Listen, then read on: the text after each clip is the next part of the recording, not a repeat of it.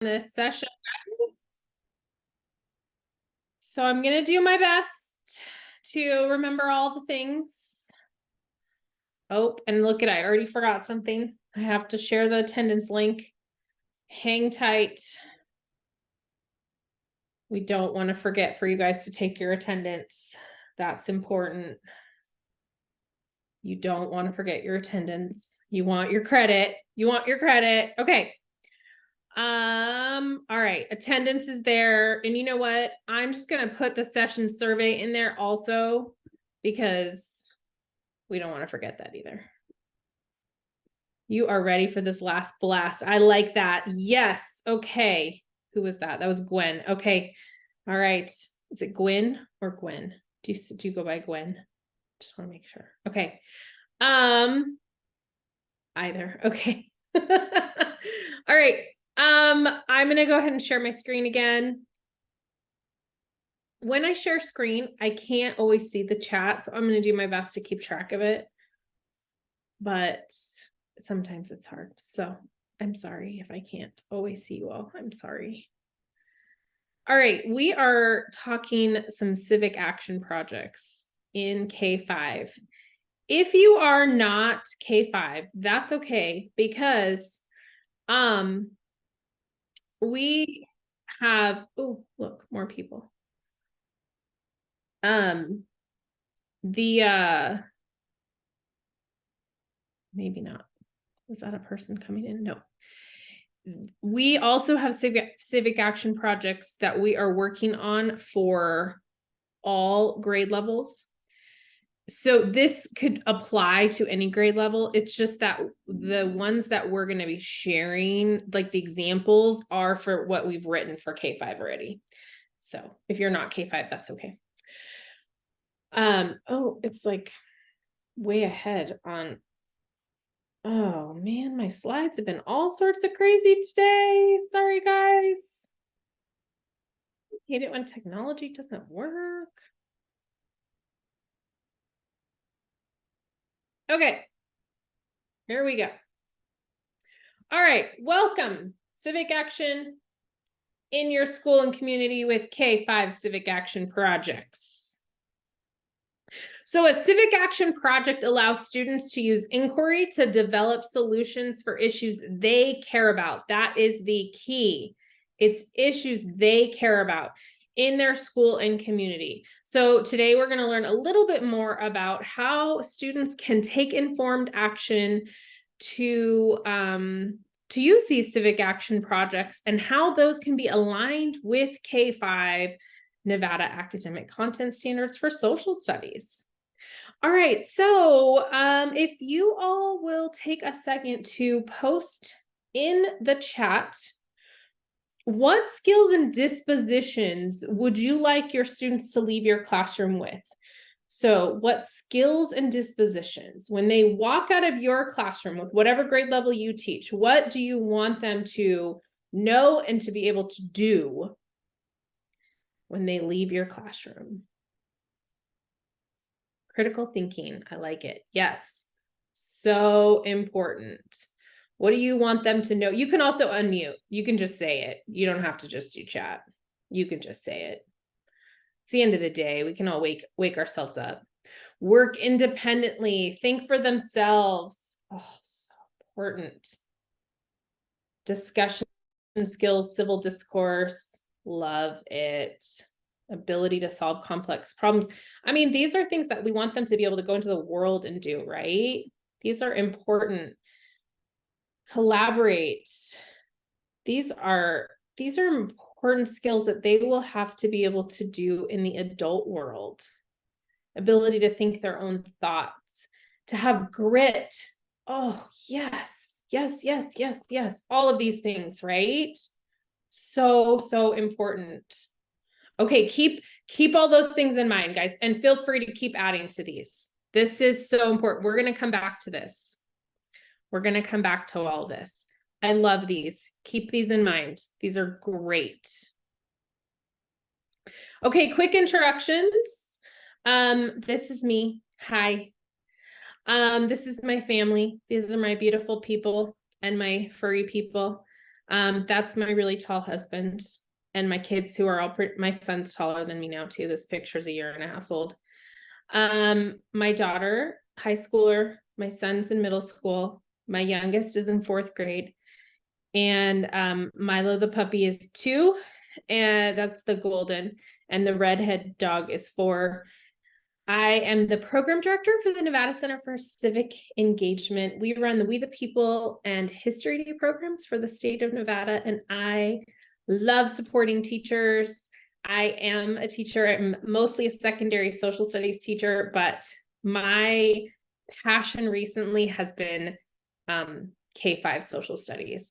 I have this just kind of this recent thing that I realized how well social studies in the K-5 world and SEL fit together, and how if we could do a little more of that in the K-5 realm, that maybe our world could be a little better place. Like maybe all the stuff that's going on in our world, maybe some of that wouldn't be so tense if we had spent a little more time in the K-5 world, like on that stuff, right? Like on the community building and on the grit and perseverance and the collaboration and all those things that you all just put in the chat. If we had like given all the people in Congress, if they'd had that in K-5, maybe we wouldn't have that going on. I don't know. Maybe that's just like my future doctorate dissertation or something, but recently that's just been my thing. So I'm like hoping that that's like what I've been really focused on lately. So now I'd love to hear a little bit more about you. So what grade do you teach? And then I'd love to hear, what is your favorite thing about your school community? What do you love about where you work? I think right now in our schools, we're really frustrated with a lot of things, and we don't get to celebrate what we love about our schools right now. So I want to give you a chance to celebrate where you work. So celebrate it. What do you love about where you work? Catherine, you work from home. Do you teach online? Yes. At Nevada Learning Academy. Awesome. I love that. How does teaching 3rd grade from home work? Does that work pretty well? It's challenging, but it's fun. The kids are great. Yeah. So do the parents like support the learning from home? Is that how that work? Okay. They have to have a learning coach. Not all do, but they are part of the agreement that they it's a family learning environment.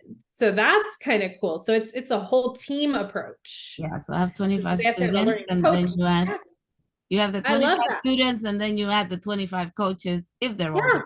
So it's a learning team. So that's what it's about. So you like the learning team. I like that. Okay. Okay.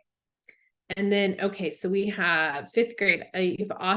Elizabeth has awesome colleagues who have become her friends. Mark teaches coding to K-5 coding. Future of our country, apparently. I love that. My son would be so excited to be learning coding from you.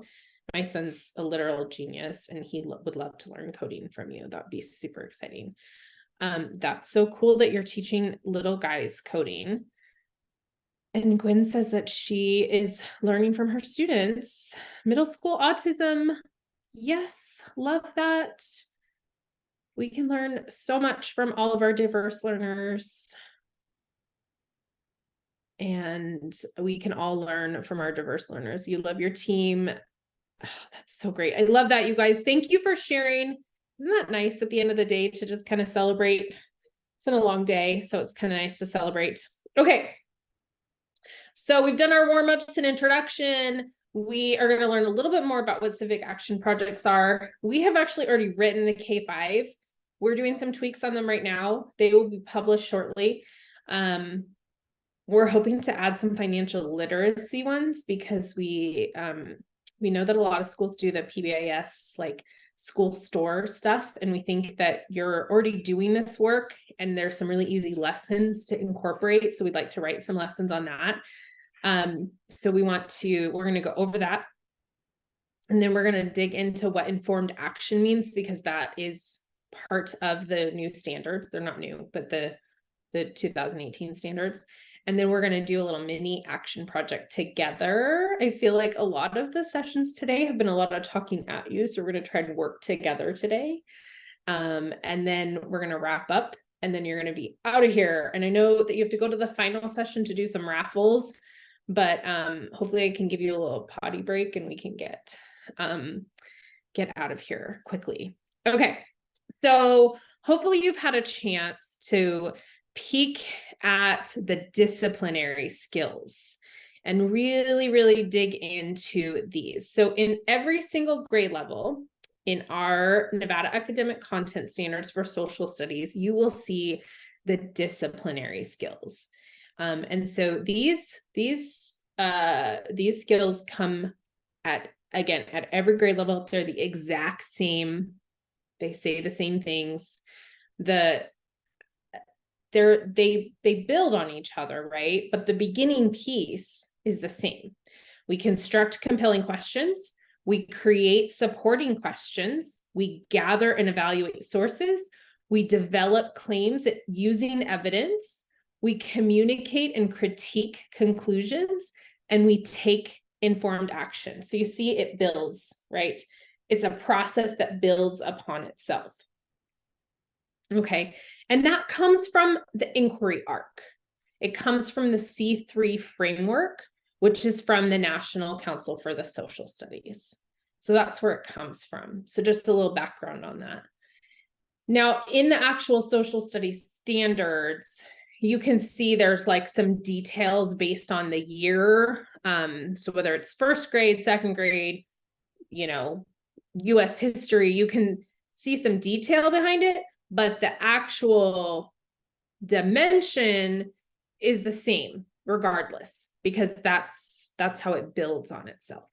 So hopefully you've had some time to dig into that and understand that, but it's the same because that's a skill. And so if you go back to those skills that you all said at the beginning, those skills and dispositions, whether somebody's in kindergarten or an adult learner, those are all things we want people to have, to be able to do, whether they're in an engineer or they're working in, a classroom, right? We want everybody to have those skills. We want them to have the same skills and dispositions, right? So that's really important. Now, I do live in Northern Nevada, and so my kids are in the Washoe County area, and I do really like this. I know a lot of you are in Clark County, and I've never seen Clark County have anything similar to this. I have looked, but I do like this chart. And it's very similar to kind of this idea of the skills and dispositions, because I do like that we often talk about 21st century skills as only being about technology. But you notice that technology is just one pillar of this. And so when we talk about skills and dispositions, we're really, really talking about all of these pieces. And so when you all mentioned skills and dispositions, there was really very little talk about the ability to use technology. I mean, honestly, I feel like we very, very rarely talk about teaching our kids detailed technology. I know one of you, I think it was Mark, mentioned that he teaches his kids coding. I mean, we do teach them very specific skills in technology.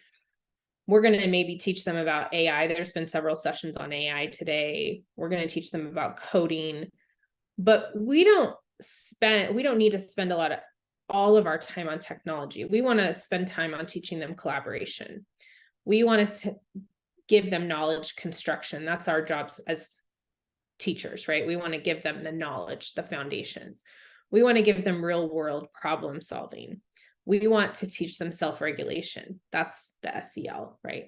And we want to give them opportunities for communication. So I really like this chart because it helps us to see how we level them up.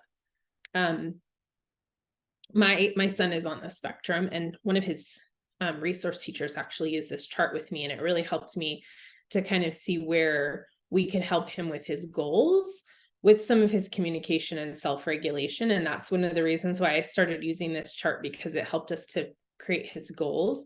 Wasn't the purpose of the chart, but for us, it really helped us to create the goals. So I started using it for myself when it came to creating some goals for my lesson planning. Like, where did I want to go with this particular lesson plan? What DOK level did I want to go with?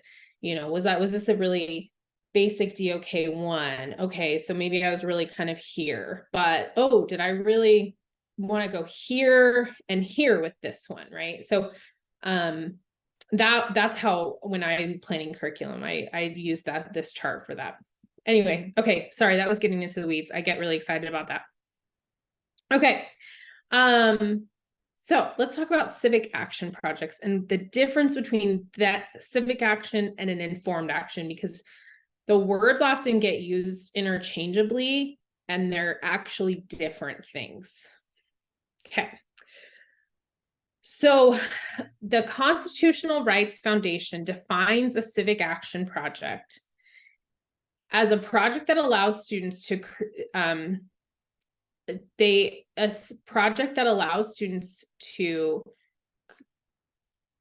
a project on issues they care about for their school or community. Here's some keywords.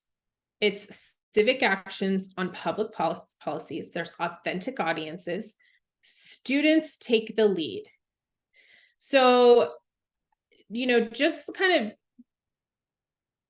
do like a self-assessment really quick. Like, do you think that would be difficult or easy for you to let your students take the lead on a project with an authentic audience where they may try to change policy in your school community? Just do some self-assessment on that.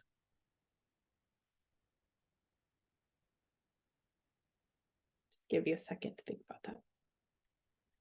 Like, do you think that would be difficult in your school community? A lot of you, like, when you talked about your school community, it seemed like you had really, really welcoming and open school communities. So my guess is that you probably have school communities where that would be really great and not a problem.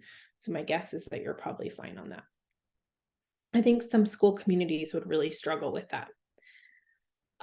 Civic action projects also challenge students to work on actual problems, issues, or policies.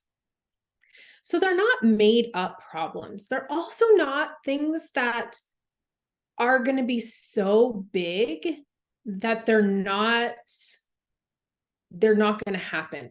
We're not talking about problems where they're just writing their senator. They're not just writing a letter to their senator. They're actually things that can be addressed and handled, right?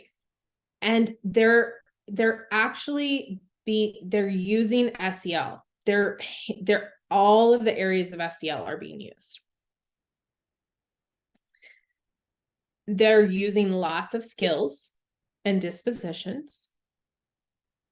And you guys are going to get a copy of all this. So if you ever have a situation with your admin, that you can use all that. It uses all the disciplinary skills.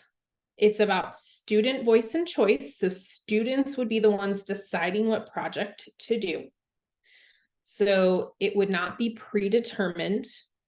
You could probably guide them towards it. You could definitely have some thoughts ahead of time because you have some standards in mind, but there would be a lot of student voice and choice in it. So obviously there's already some pre-written projects. Okay, so any questions from here? Let me stop. Let me look, see if I see any of you. Does anybody have any questions so far? I can see you all. Any questions about what a civic action project is? It's so hard when I'm sharing screen. You can't see everybody's little boxes. Everybody's good. You're all tired from a long day. This is a long day of online learning. Okay, so K2, each year sort of builds on itself, right? So our themes are really embedded in our SEL learning, and the community expectations of friendship and courage and honesty and respect and responsibility. It's very, very much all about those kinds of themes. In our 3-5, we're making a lot more connections to our country, our state, and even a little bit more about our world in our, in 3rd grade, there's a little bit more about our world, which is a little strange. So, okay, so diving in a little deeper into each grade level. So in kinder, some of the ideas that are given are in kinder, and one of the action project ideas would be for the kindergartners to write a book. It obviously be mostly a illustrated book about how to be a member of the school community for the incoming kindergartners, right? So it'd be published by the end of the year, given to the incoming kindergartners, right? So as you graduate from kinder, you publish this book, and the incoming kindergartners get this book. Okay, the other ideas would be creating bulletin boards that share examples about being honest, respectful, how to be friends, responsible, and courageous in school. Now, I know if you're teaching online, that's not gonna, you can't have a bulletin board in school, but maybe you could have, some other kind of way to share that kind of stuff in your school environment. And that's why these kinds of things would need to be flexible, obviously. So those are the kinds of examples of what a civic action project would be, is ways for your school community to share those examples. There are also ideas of being really flexible, of like pairing up grade levels. So maybe a kindergarten class would work with a 4th grade class to do this kind of thing. In 1st grade, some ideas would be community helper days. Students would conduct some research about roles in the community and conduct presentations, or starting a school-wide mailbox to drop letters in, where other students in the school would drop in stories of students in the school conducting, like sharing, nominating other students, like a PBIS kind of thing. How many of you already do that? I feel like a lot of schools already do that. That was one of the things about when we were creating these. We kind of wanted to not have you reinvent the wheel. Like, we felt like a lot of schools were already doing these things. So like, how could we lift up things that schools were already doing? So in 2nd grade, one of the standards was to talk about people who positively impacted our nation. And so using those SEL ideas is to pull in that standard and have the people who were positively impacting the nation that use those values, and to create like that bulletin board or a book or something like that. And then also diverse culture. A lot of people said that schools were, a lot of our resources said that people were already doing like cultural celebrations. I know a lot of schools have canceled those though, because a lot of schools feel like those are really uncomfortable and awkward. So it depends on what your school is comfortable with that. Again, another cultural fair thing for 3rd grade. A lot of schools have stopped doing those. So really depends on if your school is still doing those. Okay. Questions on those like ideas. Now, again, remember, those are just ideas, because the concept is that kids come up with the idea. And those are just like examples that you would give them. So, any questions?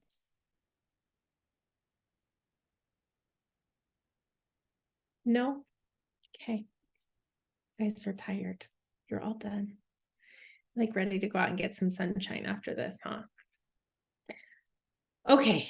So we're gonna dial back a little bit to the informed action, because I want to make sure that we have like a real understanding of the difference between civic action and informed action, because those two words, like I said, tend to go interchangeably, and they're different, but they work very well together.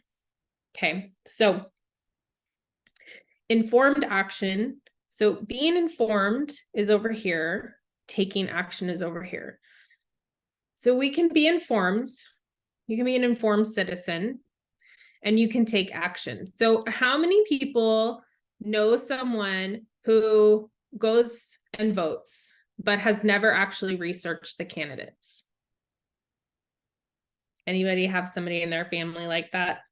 They just go and vote, and they just vote one way because they see the party, the R or the D, and they say, I just always vote that way. Anybody have somebody in their family like that? Yes. Yes. Yep. Yeah. Right. Okay. So that's taking action. So that person has taken action, right? Now there's being informed, right? And that's someone who does all of the like research and reading and, does all of that, right? They're informed. They, do all kinds of stuff. They pull the sample ballots, all of that, right? And that person then goes to the polls. They're going to be taking informed action because they have done the research and they're taking action. So they're taking informed action. Does that make sense? The difference? Hopefully. Okay.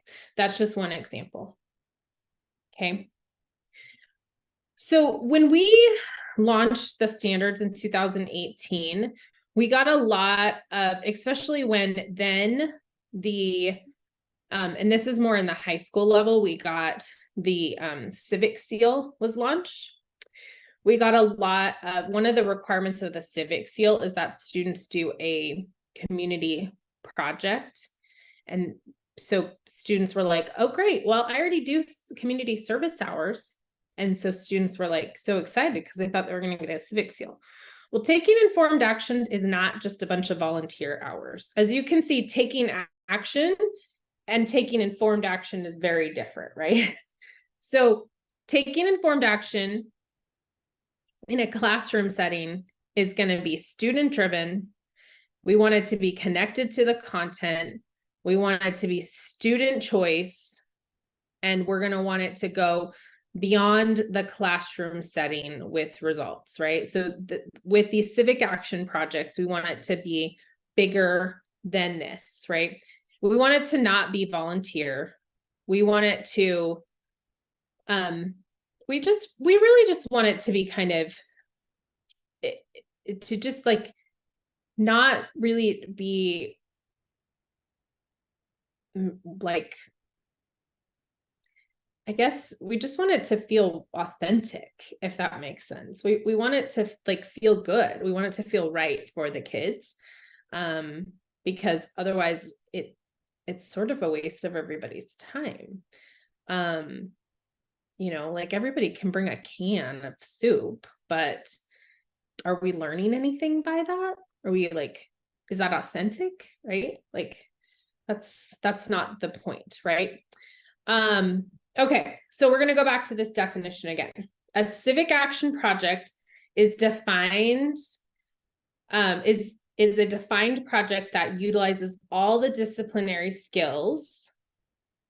And it's about student choice and voice. So I think that's just a really important thing, right? So we can donate books. We can go pick up litter. We can donate money, but like, what if we could do more than that. So let's see if this is going to work. This, let's see. Oh, I think it's going to work. Okay. This is an actual, now this is not a K-5 plan, guys. I'm going to just put it out there. This is not a K-5 plan. This is a much bigger, this is like a high school plan. But I just wanted to show you like how in depth this could go.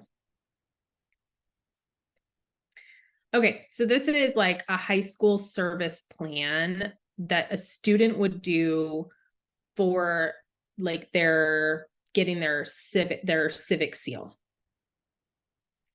So they've done the research. This is their like proposal. I'm going to go through it super quick, guys. And they've got all of their background, their goals, their plan, how they're going to achieve their goals, who they're going to talk to, who's going to support them, what their outcomes would be, the response, how will she know if she achieves her goal, what happens if it doesn't work, what her assessment is, and then her work cited. So this is like beyond the classroom, right? That's what we want to see. Okay. Here's another really like quick example of being informed, taking action, informed action. Okay. So which one is being informed? Which one's taking action? Which one's informed action? Take a minute.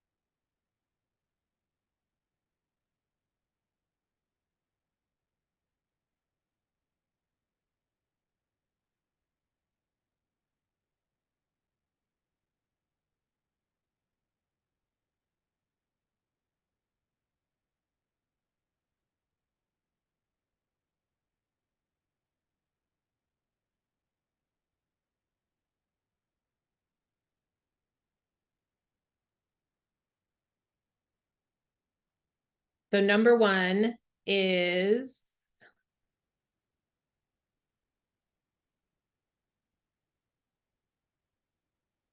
anyone want to unmute and just shout it out? Or, oh, somebody put it in the chat. Being informed. Thanks, Mark. Number two. Would that be taking action? Taking action. Okay. And number three. Informed action. Informed action. Awesome. Okay. And so for this one, number three, that was very student driven, right? Like the students felt compelled to do that. And so then if they took it beyond that, if they then took it to, say, the school board and then wanted to take it beyond that, then that could become a civic action project. So that's how it becomes beyond an informed action. If they went beyond just taking their findings to the librarian, then it could become a civic action project. Hopefully that helps to make sense of that.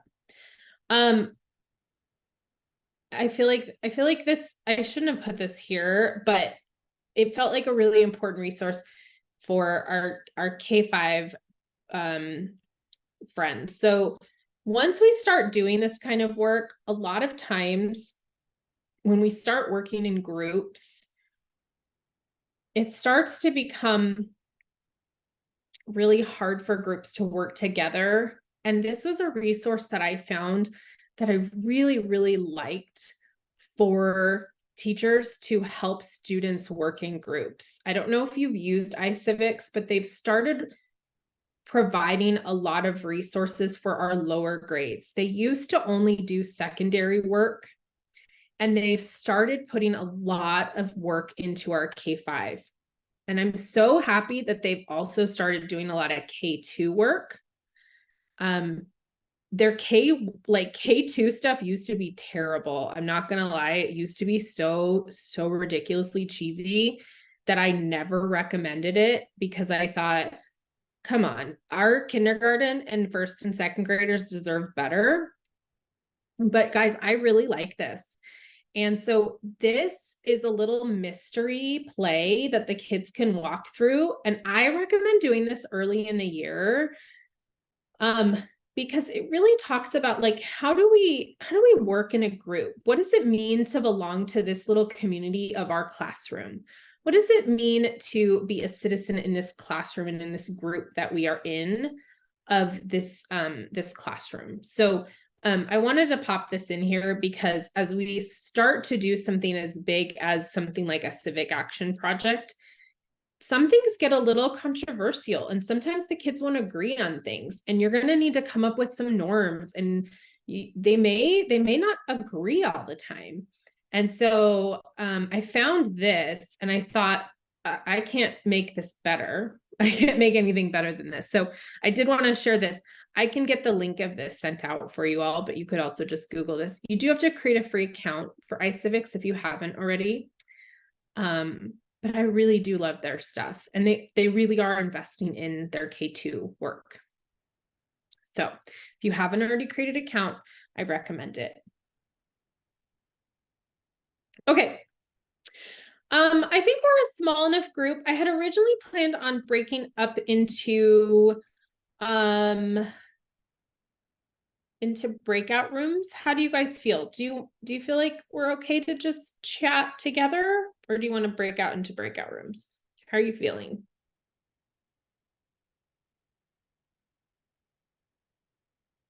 I feel like you guys are tired enough to just chill together. Stay in the room. Okay, Mark's leading the charge on the conversation. So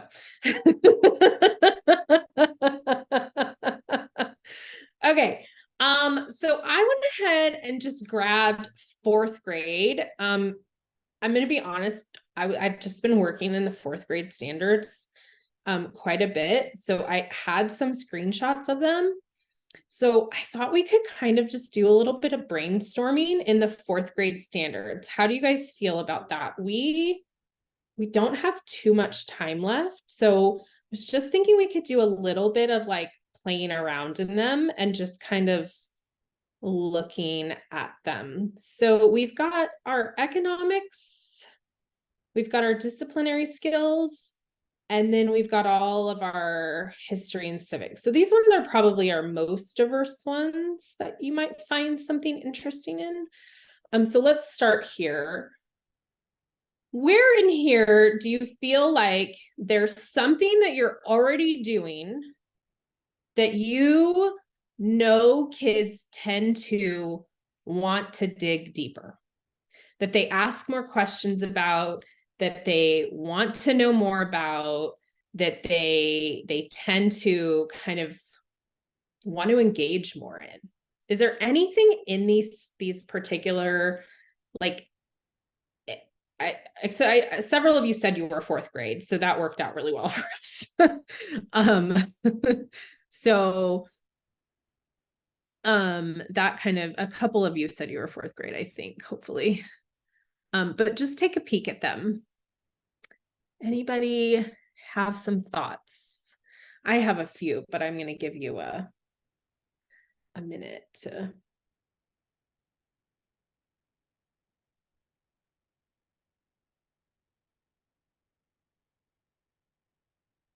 You can unmute. Don't be afraid to talk. It's okay.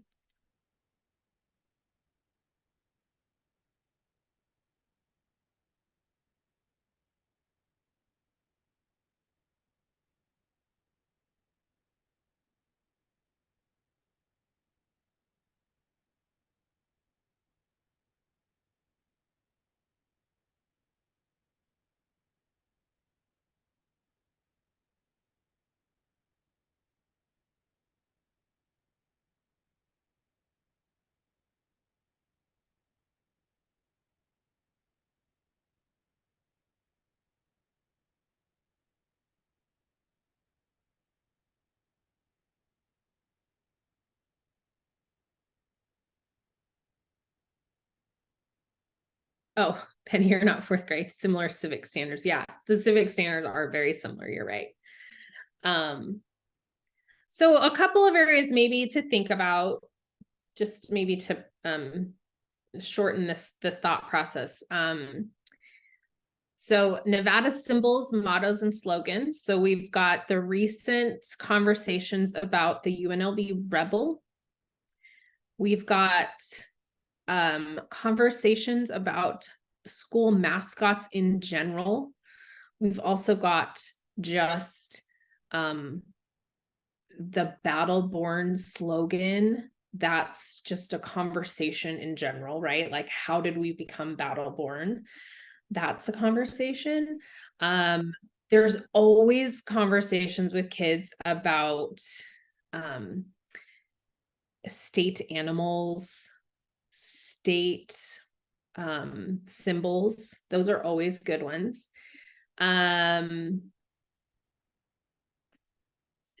Like the contributions of like important Nevadans, right? Those are always conversations that come up that might be interesting, things that they might want to investigate and look into. I did a lesson with my daughter's third grade class last year. We have a lot of new schools opening up in Northern Nevada. And so we did a school mascot conversation, and it was really interesting. We talked about like Nevada native animals, and they were really, really particular about ones that they did not think should represent Nevada. I was shocked at what 9-year-olds felt about certain animals, but you could definitely look at that. So those are some really interesting ones that I think would correlate. If we went back to the financial literacy ones, I think in relationships to a lot of schools do EIS stuff. You could really look at like the payments for goods and services.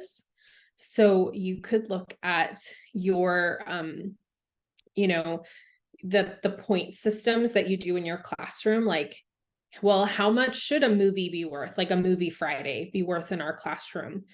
You know, how many points should it be worth for us to get a pajama day or things like that, right? So they should, you know, how much should I mean, they will care about that kind of stuff. And that's completely reasonable for them to come up with a classroom economy.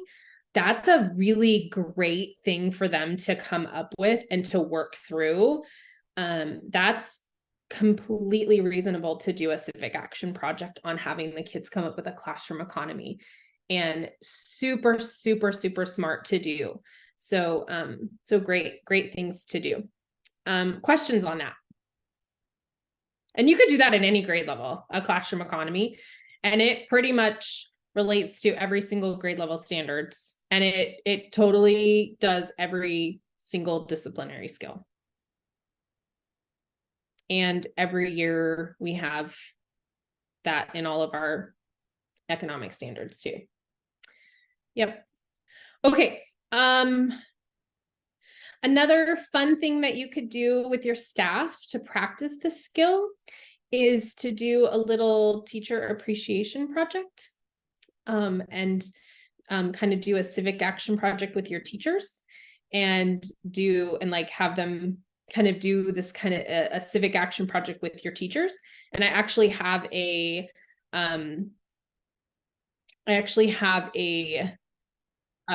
graphic organizer that I'm going to share with you. You can meet up with your grade level teams, and you can each like plan how you can, you know, share your different ideas with each other. So I'm going to stop share, and then you could, you know, like, I don't know why my hand is raised on Zoom. That was weird.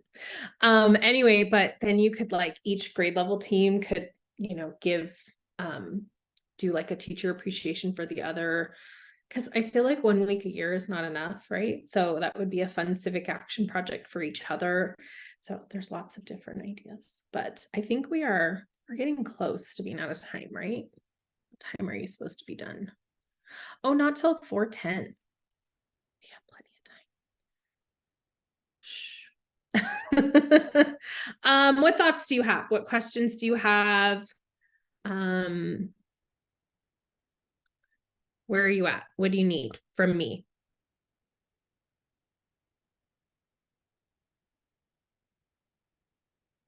I can share that little organizer with you right now.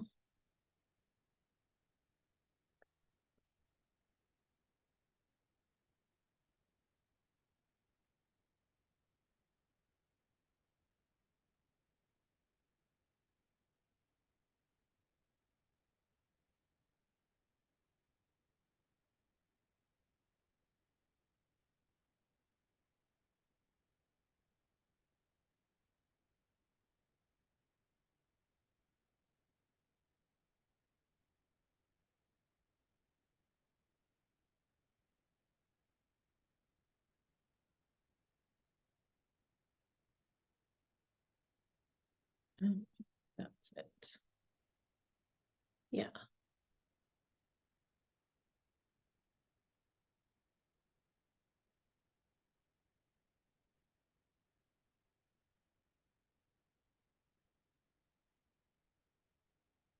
So, okay, so it's just a strategy. It's called the EPIC strategy. So let me go back to sharing my screen with you.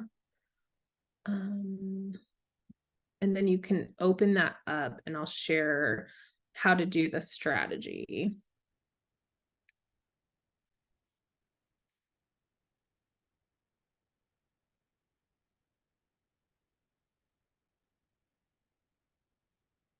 And then you could do it with your like a grade level team, or you could do it like at a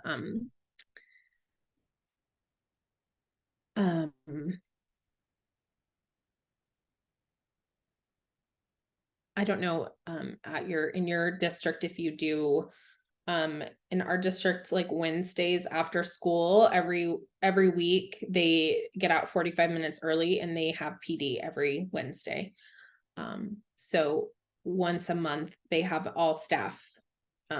So this is the organizer. So the idea would be you would plan something so that you would engage with your audience. It's called an EPIC organizer, present your problem, illustrate. And so the problem would be how do we recognize our teachers in our building more often? That's our problem. And so we would engage with our audience. So what kinds of things do our teachers need? They need more recognition. They need whatever it is that they need more time, they need more resources, they need more, so whatever it is that the teachers in your particular building need, and then you would present your problem to your staff. And so maybe it's a small committee, and then you would illustrate, then call to action for the team, and then you would come up with a plan to solve that problem for the teachers in your building. So that's how can we recognize them and give them what they need to have more time, have more resources, have pencils, because I don't know, I taught middle school, we never had enough pencils. Anybody else never have enough pencils? Krista's like shaking her head. I see it. She's like, there's never enough pen. Do they eat them? Do they eat them? They eat them, right? Like, where do the pencils go? I don't know where they go, but I find them on the floor a lot. I was like, but I just gave you a pencil. Like 5 seconds later, I need another pencil. What? I just gave you one. No, I need another pencil. Like, did you give it to somebody else? I don't understand. Like, where did it go? I don't know, miss. I just need another pencil. I no longer have to worry about that. That is true. You don't. Yes. Catherine has found a solution to the pencil problem. She teaches online. That's brilliant. So that's kind of like your little homework fun is now you can do your own personal civic action project.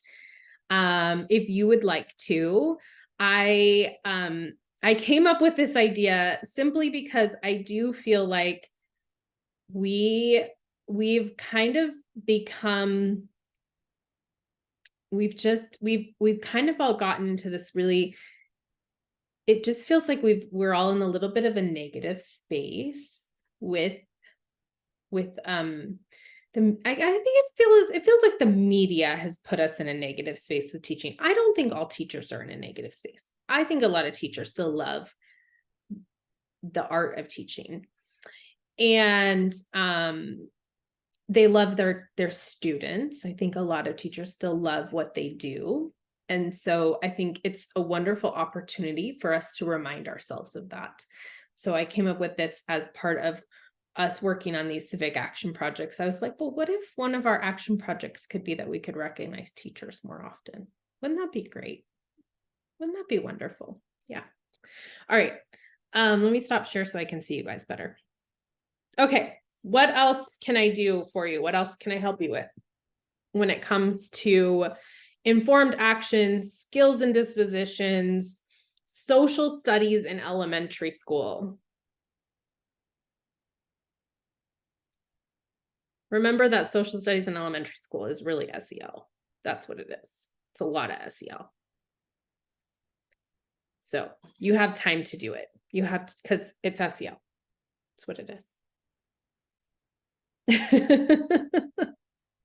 Anything else? Nothing?